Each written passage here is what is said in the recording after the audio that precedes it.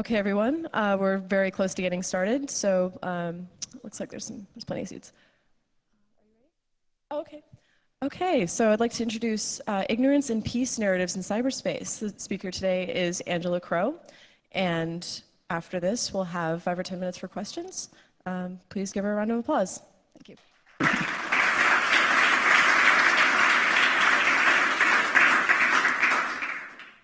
Thank you very much. I'm honored to have an opportunity to speak to this Congress. And I'm getting used to this mic, so let me, it's going in and out in my talk, so I'm having to adjust. So, okay, implicitly in this talk, I'm thinking about the relationship between ignorance, surveillance, and cyber privacy. Most of the time, people like me, who I would categorize as largely illiterate on significant trends in cyber worlds, make few decisions that could impact others in any large numbers.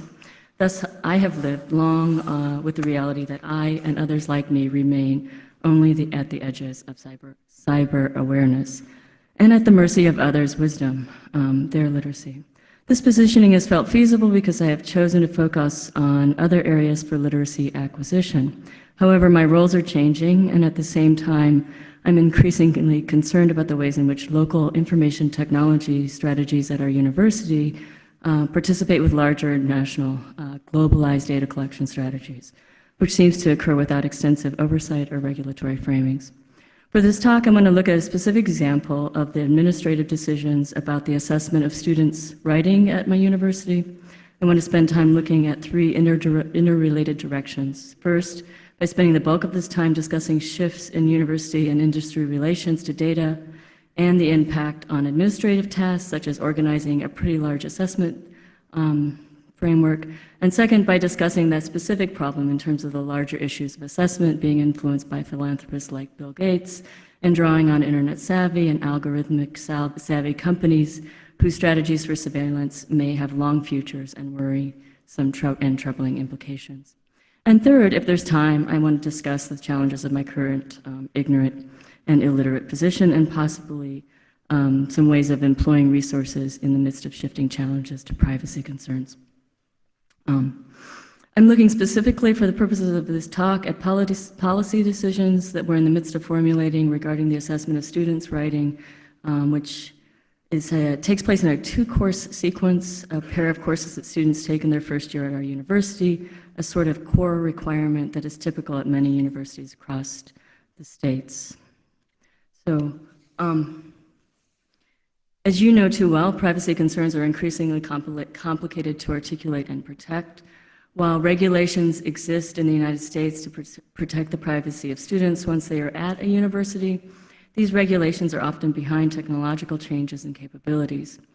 For example, students must formally waive their FERPA rights if they want professors to talk to their parents.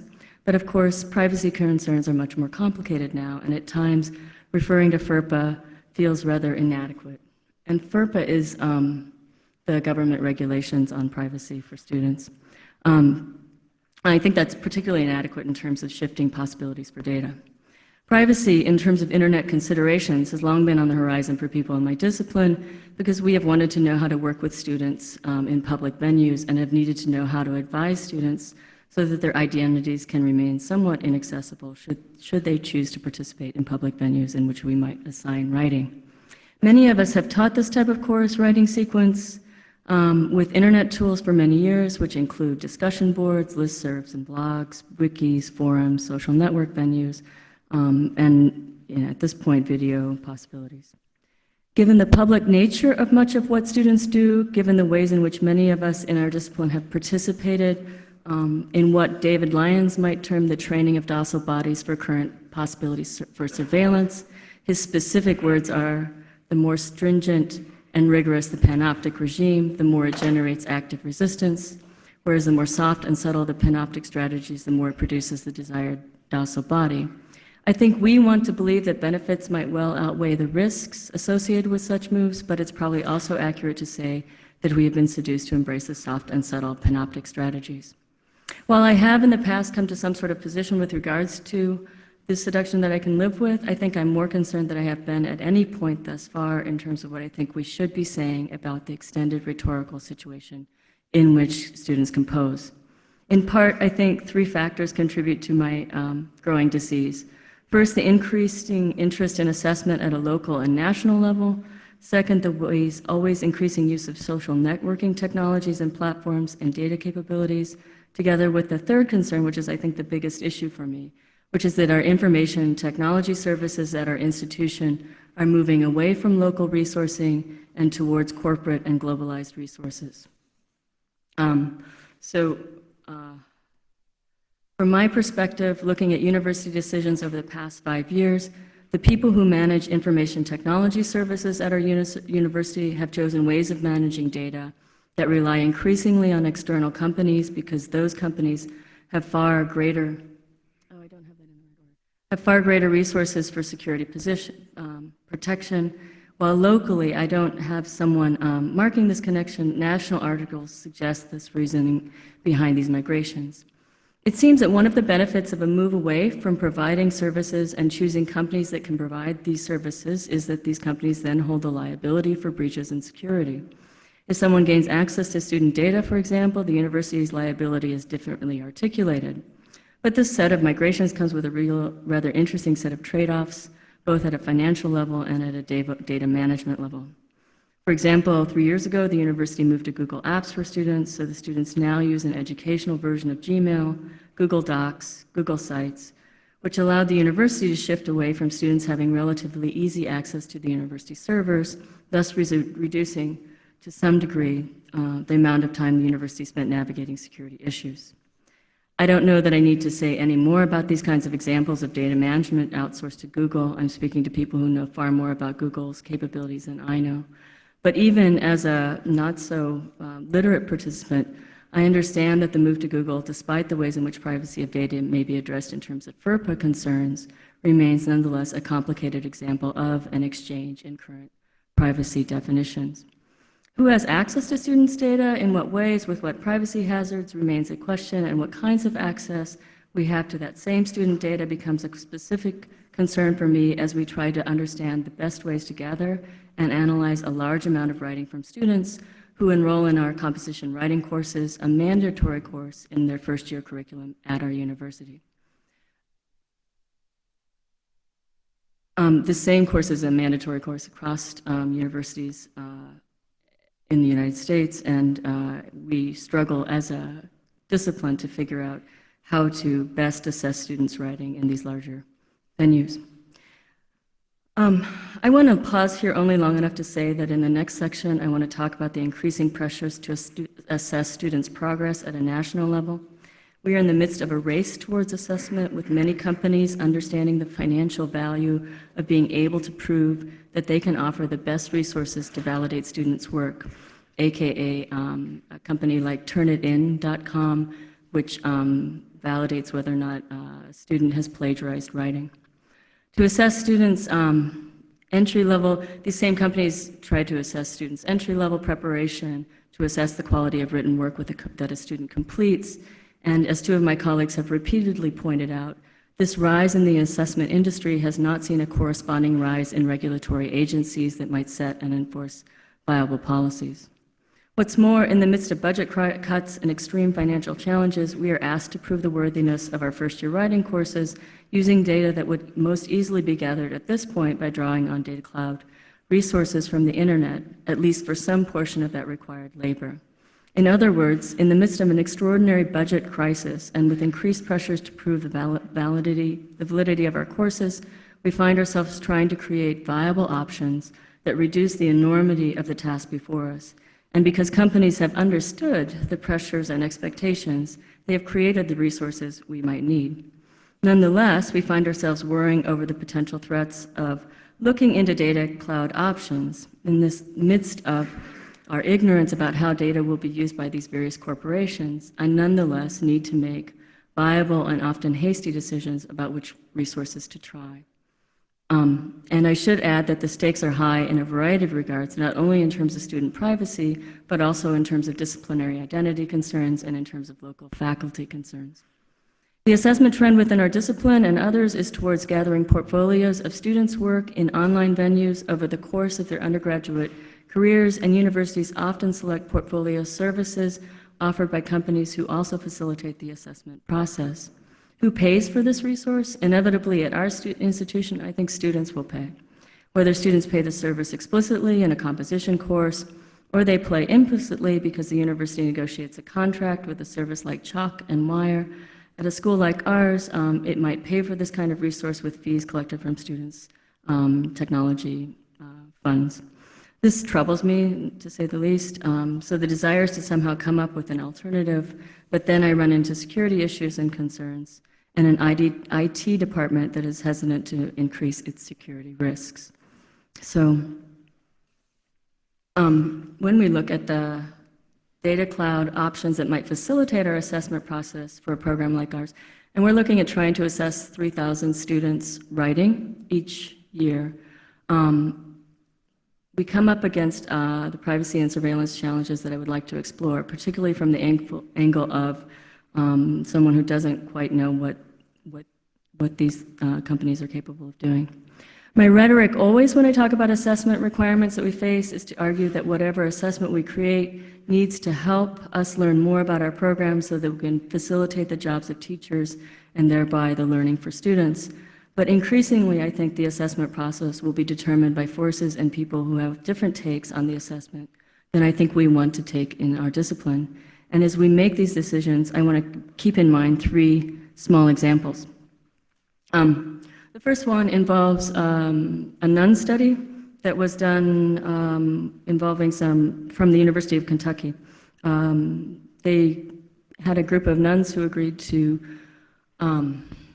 donate their brains to science after they died, and so one of the things that was possible was to go back to their early entry autobiographical essays, and from that essays correlate who was most likely to get Alzheimer's as they aged. So there was some indicators of that Alzheimer's in the early writing. Susan Kemper, a cognitive psychologist and psycholinguist, was able to take the autobiographies from these humanities-based school teachers that they asked to write these documents when they entered the convent and predict the probability of Alzheimer's from their sentence structures at 18. Luckily, replications of this kinds of research are difficult, and I say luckily because these kinds of findings might have potential hazards for those whose writing at 18 indicates whatever kinds of problems. Specifically, living in a country in which healthcare is not a fundamental right, insurance companies might want to access this kind of data. I give this example of using old school framings of files and hard copies of data because I want to suggest the durability of data, but also the potential hazards. And second example that I think about as we decide issues is that most of the text that our students submit online will then be used by particular companies in what we could call forensic stylistics in linguistic studies, so that their particular writing can be used to help detect plagiarism and also to detect patterns in texts, patterns that can be correlated to particular scores with machine-based analysis of students' writing strategies. When I think about using data from our students in an online program focused on linguistic patterns, I'm participating in a similar set of moves to those that exist at places like Pearson or ETS, the Educational Testing Service, and ACT. I think anytime we're submitting data at this point, they're using that data for their needs. Finally, in the era of the Virginia Tech shootings, a situation that was very curious for issues of student privacy recently came up when a war vet student in the Baltimore, Maryland area was banned from his campus after he wrote a paper for a writing class about his relationship to his training in the Army and his experiences of killing people. I should say that his teacher encouraged him to publish this in the school newspaper, and because his essay was then seen by his school administrators, they called him in for a meeting and banned him from campus until he was evaluated by a psychologist.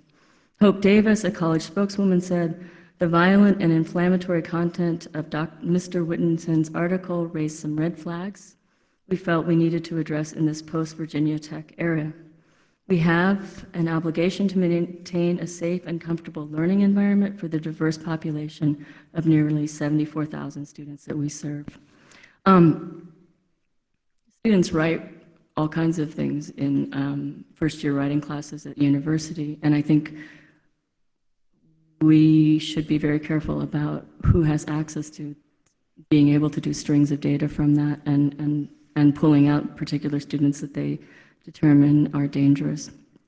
So the student's essay raises two questions for me. One, it's a concern of whether a student's text will be more easily scanned and tagged because of specific syntactical strings that mark a student as dangerous.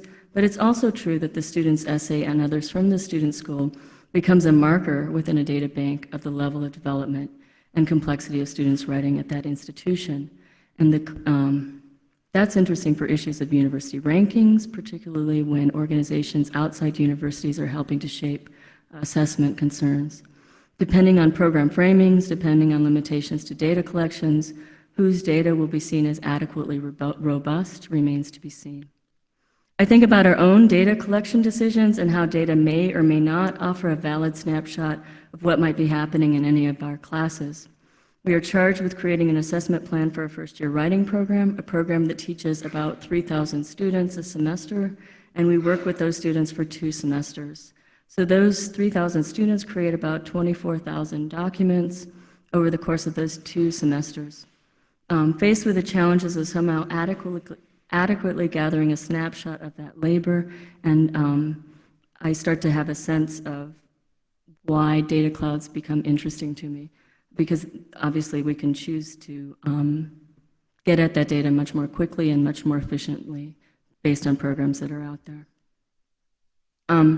For the sake of showing some of the possibilities, let me suggest some of the ways that people approach this labor within our discipline. Some writing programs use mycomplab.com by Pearson, which is used to facilitate assessment while also providing a more viable program for students. In other words, if students will support financially the challenges of assessment, this option offers them a range of resources that would be handy while writing. So you're not necessarily only just telling them to charging them for the program, the assessment part. So my CompLab includes a portfolio option, which allows a student to upload all of his or her writing for his or her class, a portfolio framing that allows an administrator like me access to all of the classes in our program and all of the writing from students. Pearson, by the way, has shaped the way that they input that data so that it's much easier for them to move through it quickly. They've only finally allowed for you to have different kinds of documents within it so that it can actually reflect the kinds of writing students do. Google is the next option that people use at a national level for this work. Local IT specialists can create templates and framings that allow a program like ours to adequately gather and even perhaps assess the data without a lot of coordination, and the IT department relies on Google to provide protection and security. We have something called Georgia View, which is a version of WebCT, which Blackboard bought quite a while ago, and they're getting rid of WebCT, thank God. But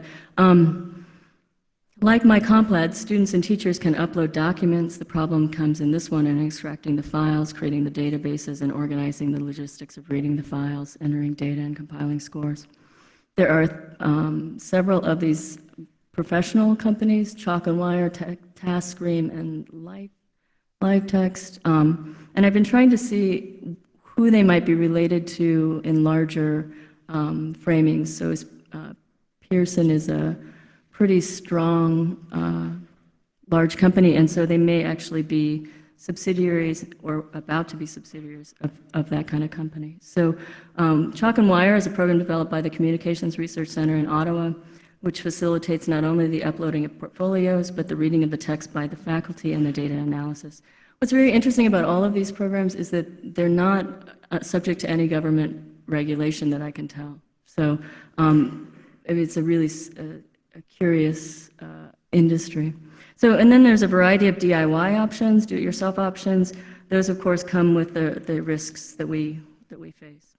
In the midst of computer gurus, the kinds of descriptions I have here are not that intriguing, perhaps, but for those of us who struggle to sort out possible viable decisions, there's a set of literacies that are not accessible, and those who might discuss the implications of certain moves are not necessarily able or willing to discuss the hazards of various decisions. And so it becomes unclear whether one is engaging in necessary or unnecessary hand-wringing, worrying over what will happen when our students submit their data to these places. For those of us who must do assessment in the time of fleeting resources with few remaining internal options, these external companies suggest viable resources, but they trade in data and algorithms in ways that are always unclear, and the ability to make informed or wise decisions about privacy feel limited at best.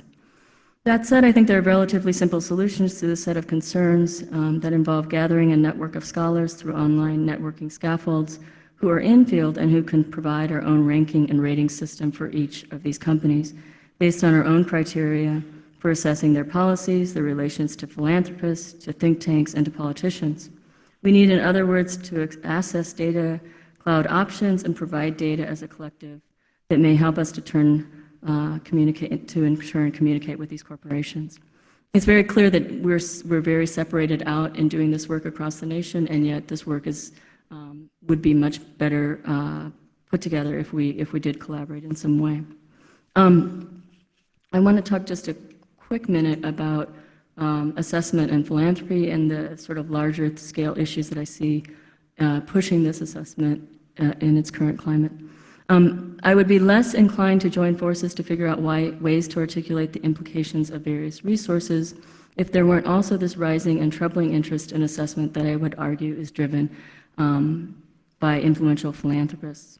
While it is not within the scope of this talk to articulate this, the influence of individuals like Bill Gates, if I had more time to create the argument, I would try to suggest that in the midst of the loss of tax revenues from the wealthy for the government, with the rise of philanthropists who get to choose where they donate their money to education, they are able to control the conversations and the directions for assessment within the United States more than they may have in the 80s and 90s.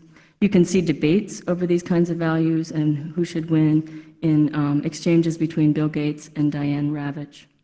Though the relationship between education and philanthropists always has existed, their influence at this point feels pervasive and ominous and without government regulation, so that the rise in assessment imperatives colludes with this data management in ways that would make your average academic like me prone to paranoia.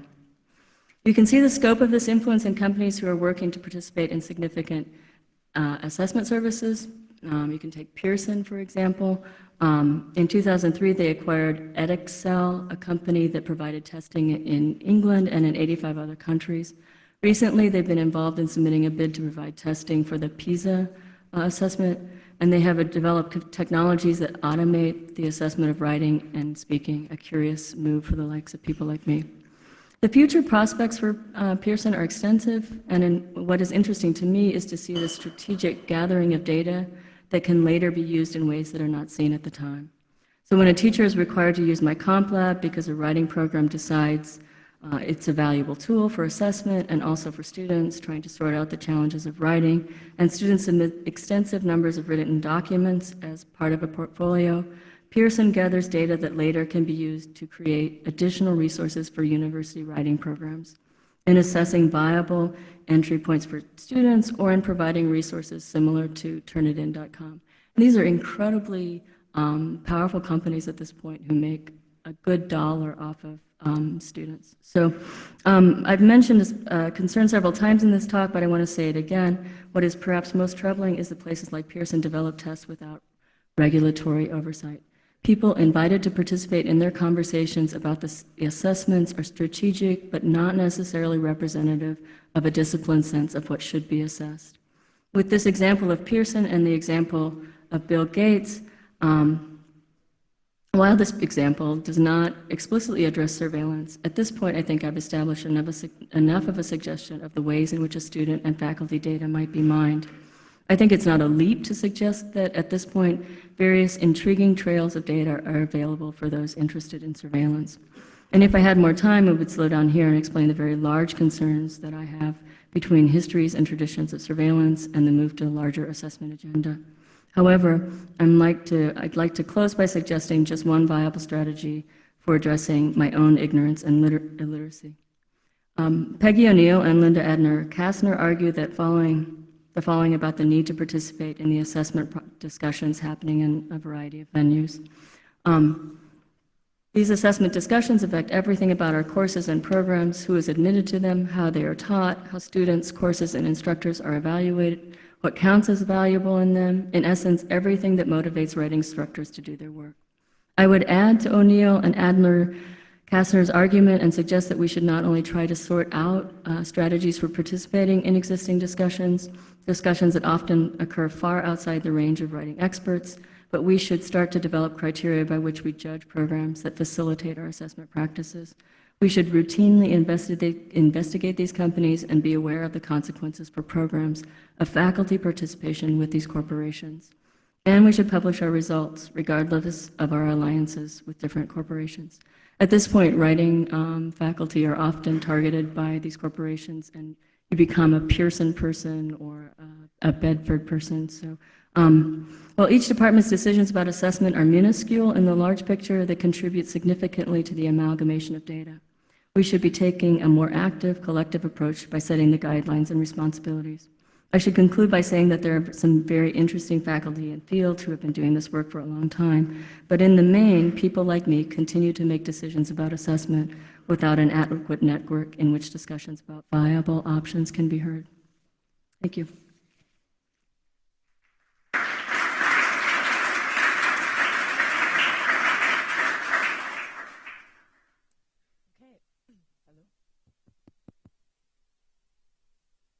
Microphones.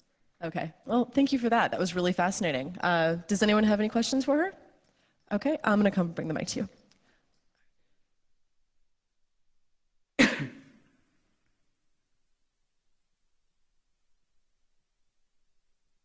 Hi, I have a prior question to the sort of questions you're answering. I think it might enable us to understand a bit more the challenges that you're facing. You said that you're assessing 3,000 students per semester on this course, and they submit 24,000 pieces of work, or something like that. Yes. How many teachers or teaching assistants, or how many different people are assessing these 3,000 students? Well, those are the sort of questions you have to decide when you set up your assessment plan. So what we're trying to do is pull from the data from students, maybe selected sampling, and then the expert readers will be from the faculty who teach the course regularly. I'm just trying to get an idea of the sort of workload that an individual assessor would be under. The main thing that, it depends on the university and it depends on what kind of funding is available. So we're going to try and do is the minimal. But some universities look at every student's writing over the course of their college career, which is an extraordinarily large task. We don't, and we won't do that until there's funding for it. The reason I ask is because I'm from as you might be able to tell from the UK, from a slightly different background, where we're taught I was taught in extremely small groups of people, it's quite a cognitive stretch to be able to understand the way you're going about it. Just the second part to that question then. So what sort of feedback do the assessors provide to the students? What does it look like? Yeah, this again depends on what kinds of programs you use. So if what we do is look at every student, then what we can do is maybe set up a particular type of program that gives feedback to each student. But in this case, students will likely have no feedback from us. So this is only to assess the validity of the program. So, but this is one of the few places in the United States universities that are state kinds of places where students have small classes. So they're typically taught by 1 to 25, so one professor, 25 students. They should be at 1 to 15. So that's where we're at. Does anyone else have any other questions? Raise your hand. Okay, I have one actually, which is how strongly regulated are the companies providing those services with regard to FERPA? I mean, how well do they respect the law, and how strong is the law? You know, this is a place where it's difficult to know. I mean, I don't have that's not my area of specialization, so I don't know to answer the question. But the people in my discipline who look at this are always exceedingly nervous.